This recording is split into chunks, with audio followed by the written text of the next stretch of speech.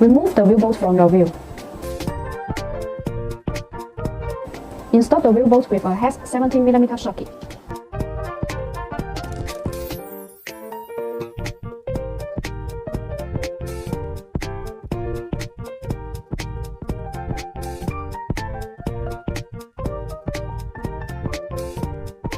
Install a lock wheel bolt with the lock key.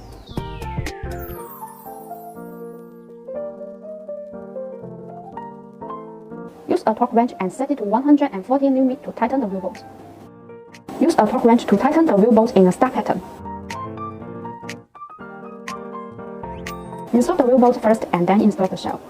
Install the shell by hand and prohibit the use of impulse driver.